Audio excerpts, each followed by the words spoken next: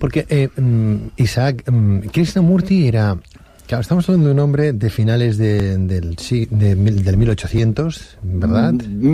Sí, bueno, era muy joven, 1800. De 1890. Sí, por ahí, de ahí nace. Y tiene su auge, bueno, muere en el 80 y tantos, 81. En 1980 y pico, o sea que los 90 años, él nacería en 1890 más o menos, por ahí, en más 1920 más o menos, con 20 y pico, 30 años se resuelve esta Orden de la Estrella. Sí.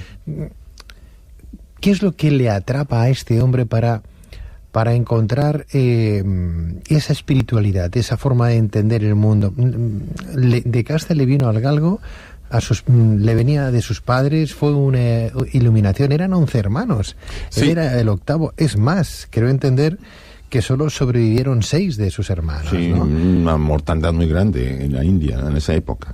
Entonces, Krishnamurti, ¿cómo despierta? ¿Como el Buda? Algo parecido. ¿Tiene algo de iluminación? Sí.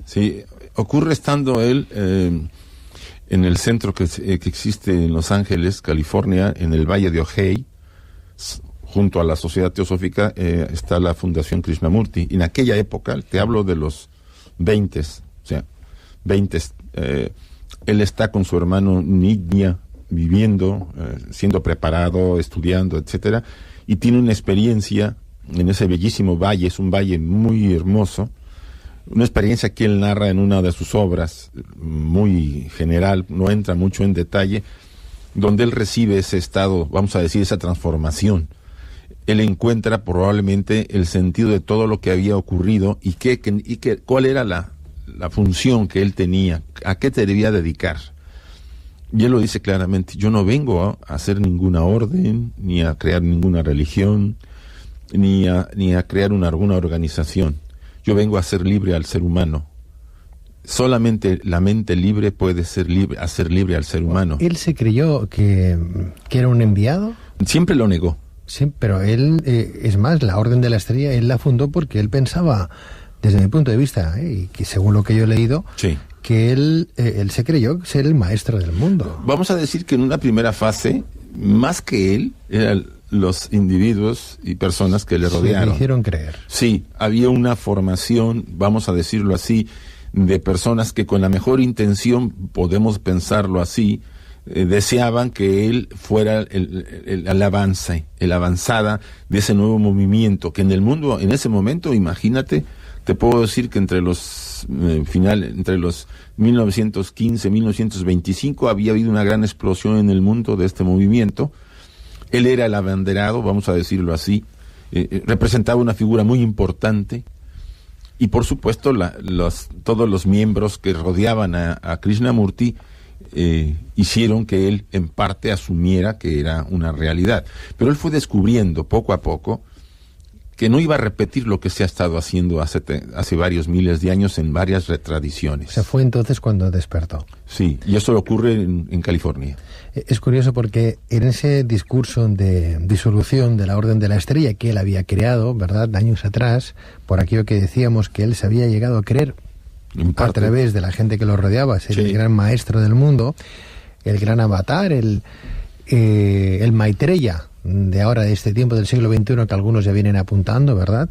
Llegó a decir, tengo aquí textualmente las palabras, si me permites, llegó a decir lo siguiente: yo sostengo que la verdad es una tierra sin caminos, y no es posible acercarse a ella por ningún sendero, por ninguna religión, por ninguna secta. Ese es mi punto de vista y me adhiero a él absoluta e incondicionalmente. La verdad, al ser ilimitada, incondicionada, inabordable por ningún camino, no puede ser organizada. Eso lo dijo él en ese discurso de disolución de la Orden de la Estrella. Isaac, entiendo yo que a partir de entonces, y renunciando a la Sociedad Teosófica, se embarca en un camino propio de difusión y que se conoce como sus enseñanzas, esas que tú estabas comentando antes, ¿no? Por ejemplo, en referencia al tema de la educación, escribió varios libros como Conversaciones con estudiantes, El propósito de la educación o Krishnamurti y la educación, ¿no? ¿Cómo entendía él el mundo de la enseñanza? ¿De qué forma se deberían instruir a nuestros hijos? ¿Qué decía al respecto? Mira, tiene un pequeño opúsculo que se llama Educando al Educador. Es una pequeña obrita que él escribió. Y él ahí cuestiona, por supuesto, cuestiona todo el sistema actual, no solamente el de la India, donde él era originario, sino los sistemas que se han utilizado e implantado en el mundo.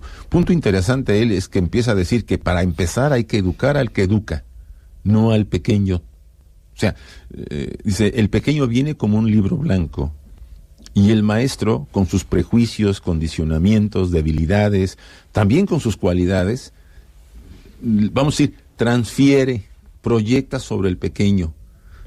Si el maestro no puede ver lo que pasa en el mundo, si no entiende lo que está ocurriendo a su alrededor, si no ve el dolor, la tristeza, el sufrimiento que hay en el mundo, porque él también está envuelto en ese problema, ¿qué le va a enseñar a nuestros hijos?